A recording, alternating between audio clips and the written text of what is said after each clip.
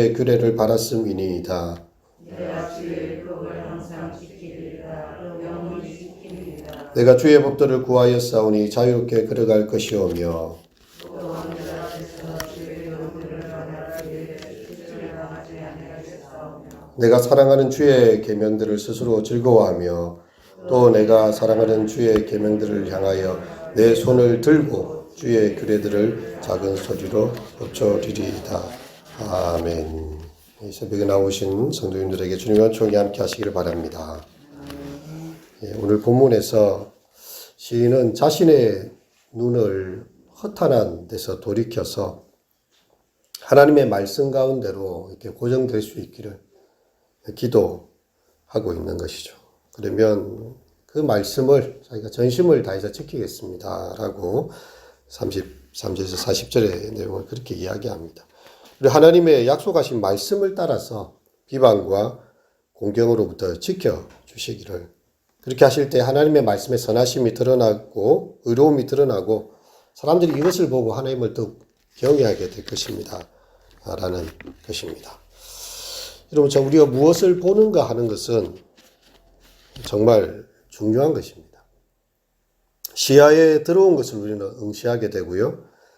그것을 마음에 새기고 기억에 남고, 기억은 의식작용 저 밑까지도 무의식에까지도 깊은 영향을 이렇게 주게 됩니다. 최초의 사람 아담이요, 그리고 또 하와가 에덴 동산에서 이렇게 하나님 말씀을 거역하게 된 데는요, 이 뱀의 유혹 가운데서 참으로 이 동산에 있는 나무의 실과를 먹지 말라 하더냐 이렇게 질문을 하고 있죠. 그리고 나서 이제 너희 눈이 밝아서 하나님처럼 될까 하여 하나님께서 이렇게 그렇게 했다라는 고정관념으로 이 프레임을 딱 심어 줍니다. 사단의 말을 듣고 뱀의 유혹을 듣고 선악과를 보니까요, 달리 보이는 거예요. 예전에는 하나님께서 그들과 언약하신 거죠. 동산에 있는 모든 나무의 실과를 먹을 수 있다는 것이 더 포인트였는데 왜 이 나무만 먹지 말라고 했을까? 그러고 나서 딱 보니까 보암직도 하고 먹음직도 하고 지혜롭게 할 만큼 탐스럽기도 했어요. 바로 그곳으로부터 인류의 죄는 시작이 되는 것입니다. 우리가 무엇을 보느냐 하는 것이 굉장히 큰 영향을 미칩니다. 우리의 많은 오감이 있지만, 물론 귀로 듣고 혀로 맛보기도 하고 피부로 느끼기도 하지만요, 이 보는 것이 이 사람의 이 신경을 자극하는데 한 70-80% 이상을 차지한다고 하죠. 이 현대의 철학자인 르네 지라르라는 사람은요, 이 보는 것에 대해서 우리가 얼마나 사람들의 질투와 이런 걸 많이 느끼게 하는지를 이야기해요. 보지 못하면 그냥 상상만 하고 생각할 때 잘 모르는데 막상 보고 나면요, 견물이 생심이 되는 거예요. 물건을 딱 보는 순간 사람이 욕심이 거기로부터 출발이 된다는 것입니다. 그래서 시인의 기도가 그것입니다. 나의 눈을 돌이켜서 허탄한 것을 보지 말게 하시고 주의 길에서 나를 살아나게 하소서. 우리는 이 세상에 허탄한 것들을 너무 많이 보죠. 그리고 요즘 스마트폰으로 수많은 광고들과 텔레비전과 뿐만 아니라 많은 매체들은요, 주로 시각을 자극합니다. 메시지도 그렇게 예전처럼 강하게 부각하지 않습니다. 좋은 거 딱 보여주고요, 너도 이걸 가질 수 있다라는 그런 이미지로 우리의 이 삶을 이렇게 지갑을 열고, 지갑이 없어도 괜찮아요, 카드를 꺼가지고 빚을 지게 만듭니다. 이걸 가질 수 있다는 거예요. 할부 몇십 개월로 끊어라. 여러분, 거기로부터 안 봤으면 차라리 몰랐을 것인데 보는 순간 욕심이 자극되는 것입니다. 그래서 우리의 눈을 허탄한 데서 돌이키는 것이 얼마나 어려운 일인가. 왜냐하면 세상이 그렇게 우리를 자극하기 때문이죠. 더구나 우리 속에는 내가 가지지 못한 것을 왜 남들만 가져야 되는가? 또 남들이 가지고 있는 것을 나는 왜 가지지 못하는가? 여러분, 이것은 사촌이 땅을 사면 배가 아픈 격입니다. 그냥 뭐 대통령이 잘 사는 거 혹은 뭐 나라의 갑부가 잘 사는 게 그거 머리 중요하겠어. 근데 내하고 같이 뚜벅이로 걷던 사람이 어느 날 차를 사기 시작해요. 근데 차가 맨 처음에는 국산 차였는데 이제 외국 차를 사기 시작. 보여요, 눈앞에. 그러면 이제 나는 내 인생 뭐 한 거지? 같이 걸어 다닐 때는 괜찮았는데 저 사람이 이제 전세로 있다가 집을 사고 집이 막 더 좋은 집을 사고 이렇게 보게 되면요. 배가 아픈 우리의 그 질투심. 남들이 가진 것에 대해서 보면서요.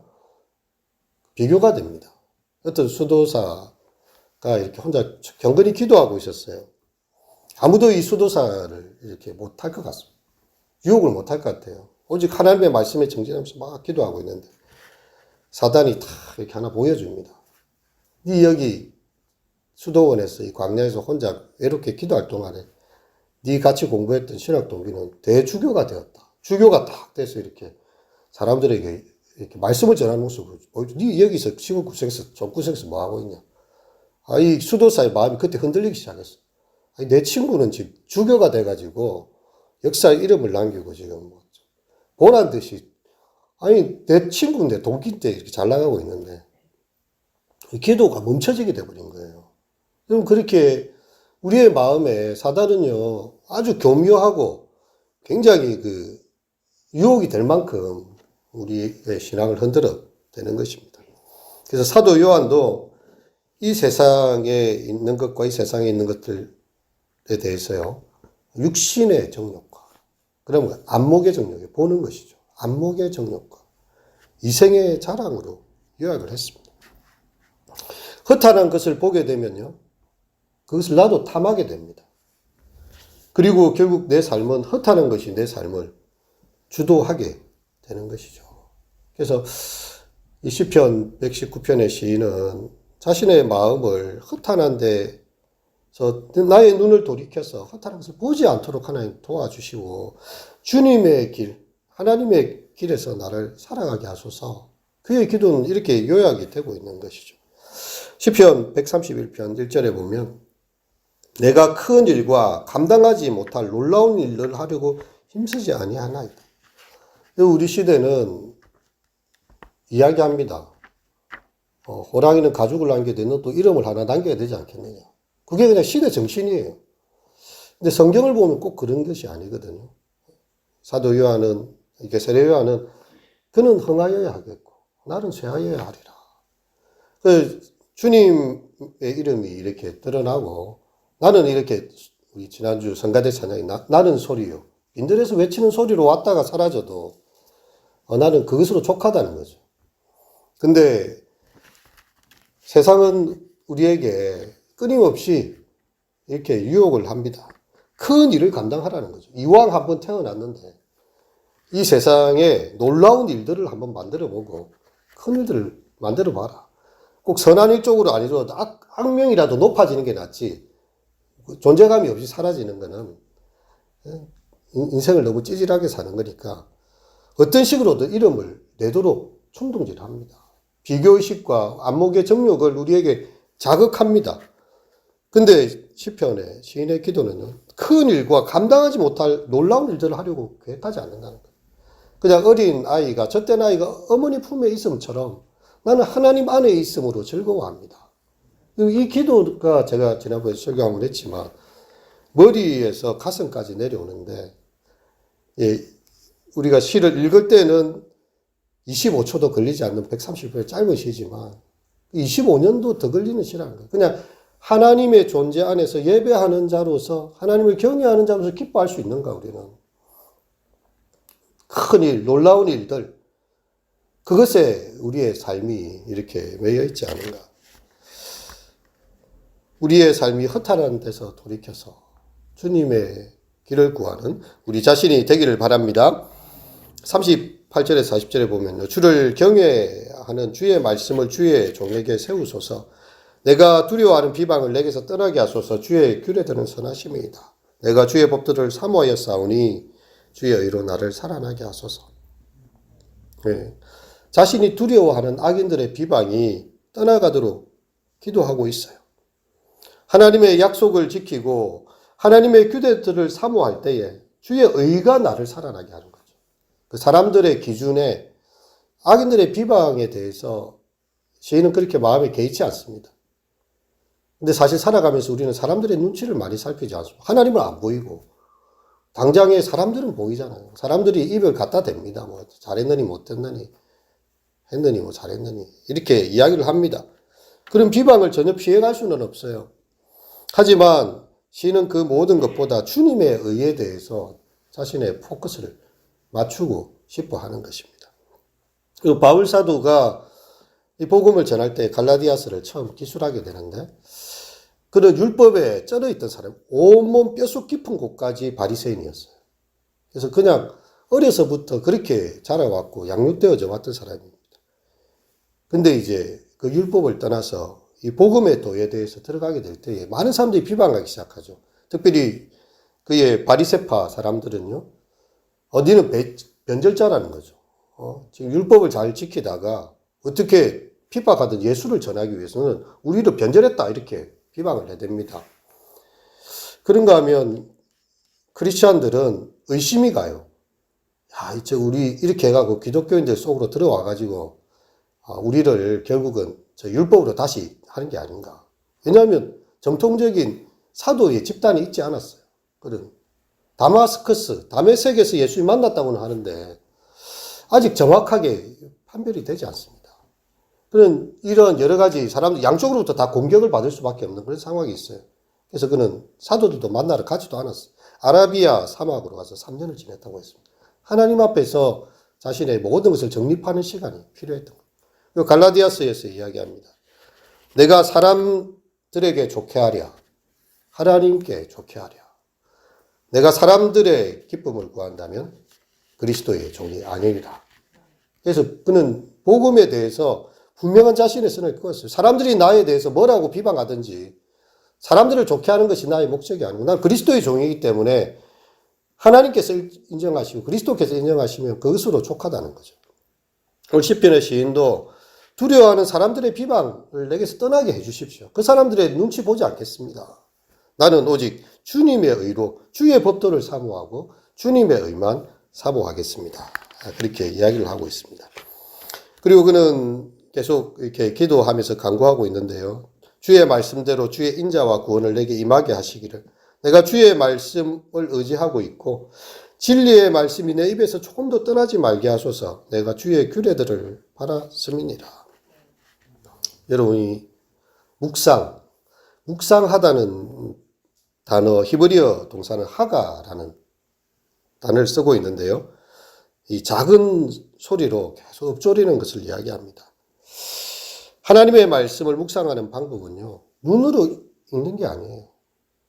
눈으로 읽는 거는 굉장히 근대에 이렇게 읽는 방법이지, 예전에 어른들이나 또 수도사들은 다 입으로 소리를 냈습니다. 성경이 있습니다. 눈으로 읽는 게 아닙니다. 그래서, 그 유대교 전통도요, 이렇게 성경을 들고 몸을 깨웁니다. 내가 성경을 읽으려면요, 눈을 떠야 돼요. 그럼 내가 이 말씀을 읽을 때 딴 걸 다 이렇게 잊어버리고 우리가 성경 아까 읽었잖아요. 읽는 순간 나의 입이 말합니다. 입이 말하는 동시에 귀가 듣습니다. 그래서 모든 신경을 말씀에 확 집중하는 거예요. 이게 하가래요. 하가. 말씀을 작은 소리로 읊조리나이다. 그렇게 함으로써요. 우리의 심령에 확 새기는 것입니다. 심령에. 그게 말씀을 사랑하는 거죠. 진리의 말씀이 내 입에서 조금도 떠나가지 않게 하죠. 내 내리에 새기는 게 아니라 나의 입술로 새기고 나의 몸으로 새기고 그냥 이렇게 말씀이 이렇게 툭 튀어나오면 말씀이 탁 튀어나오죠. 뭐가 이렇게 있으면 다른 생각이 나오는 게 아니라 성경 말씀이 탁 튀어나올 정도로 항상 말씀을 외우지 않습니까? 사실 이런 전통이 요즘 갈수록 많이 사라지고 있죠. 제가 어릴 때만 해도 주일학교 때는 무조건 성경을 외우게 만들었어요. 잘 몰라도 외우게 만들어요. 근데 요즘은 학교에서도 외우는 수업이 없습니다. 시도 다 외우게 했거든요. 영어도 다 외워오라고 했어요. 요즘은 그런 방식이 잘 있지는 않지만 그만큼 이 자기의 몸으로 체득하게 만드는 것, 그것이 바로 이 묵상의 단어를 이야기합니다. 요수아에게 주어졌던 첫 번째 명령은요, 여호수아 1장 8절에 보면 이 율법 책을 너의 입에서 떠나지 말게 하며 주야로 그것을 묵상하여 그 안에 기록된 대로 다 지켜 행하라. 그래야면 내가 형통하게 되리라. 내 길이 평탄하게 되리라. 하나님께서 여호수아 장군에게 군대를 어떻게 정비하고 앞으로 이제 무기를 어떻게 갈았다 이런 거 이야기하지 않았어.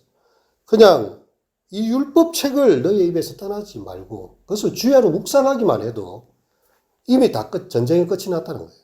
왜냐하면 하나님께서 싸우시는 전쟁이 시작될 것이고 그 앞에 수많은 견고한 진들이 있죠.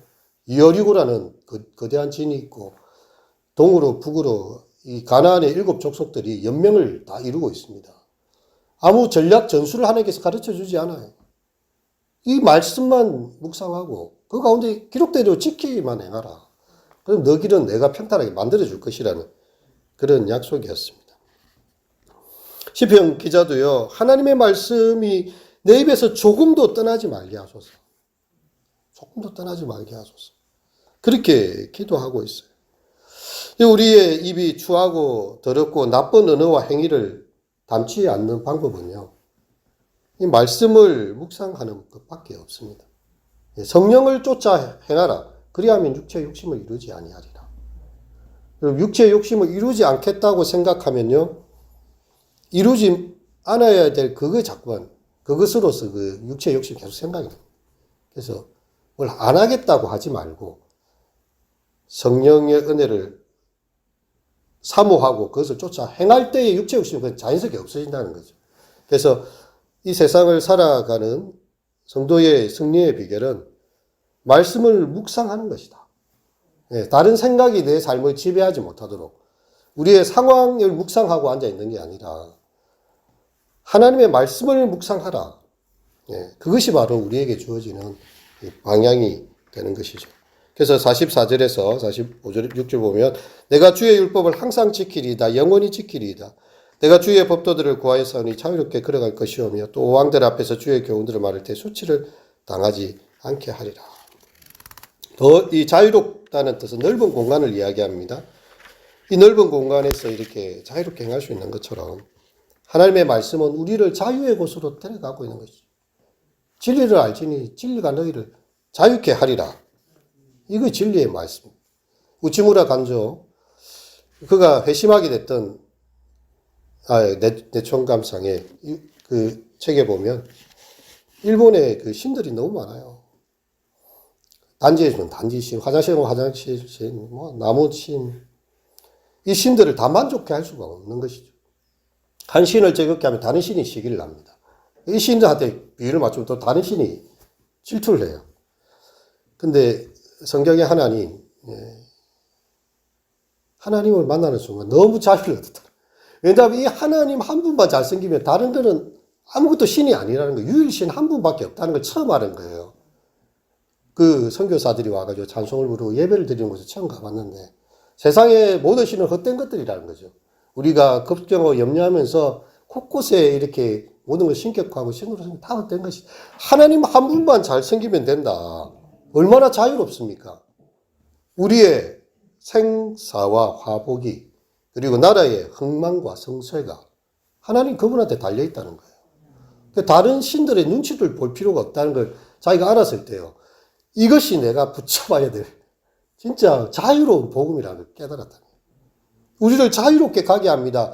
세상의 어떤 것에 신경 쓰지 않는다 할지라도요. 우리 하나님을 즐거워하면 우리는 자유롭게 걸어갈 수밖에 없고요. 세상의 다른 것에서 수치를 당하지 않게 하는 것이지요. 그래서 47절과 8절 말씀해 보겠습니다. 내가 사랑하는 주의 계명들을 스스로 즐거워하며 또 내가 사랑하는 주의 계명들을 향하여 내 손을 들고 주의 율례들을 작은 소리로 읊조리리이다. 아멘. 그래서 하나님의 말씀을 오늘도 우리의 입술에 두고 그것을 또 내 마음에 새기고 허탄한 것에 내 마음을 두지 않고 이 세상에 지나가는 것들 풀은 마르고 꽃은 떨어집니다. 하지만 하나님의 말씀은 영영토록 변하지 아니하리라. 이 말씀을 우리가 붙잡고 오늘도 승리하시는 우리 모든 성도님들 되시기를 축원합니다. 기도하시도록 하겠습니다. 내 눈을 돌이켜 허탄한 것을 보지 말게 하시고 주의 길에서 나를 살아나게 하소서.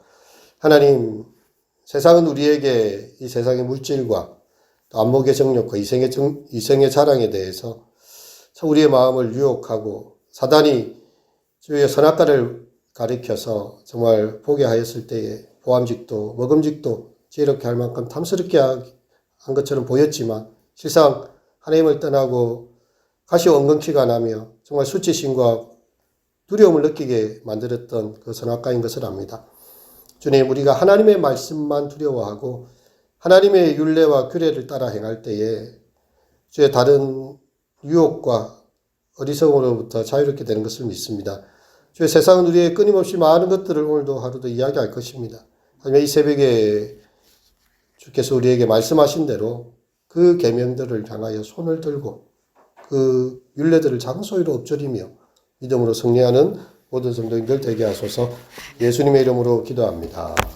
아멘.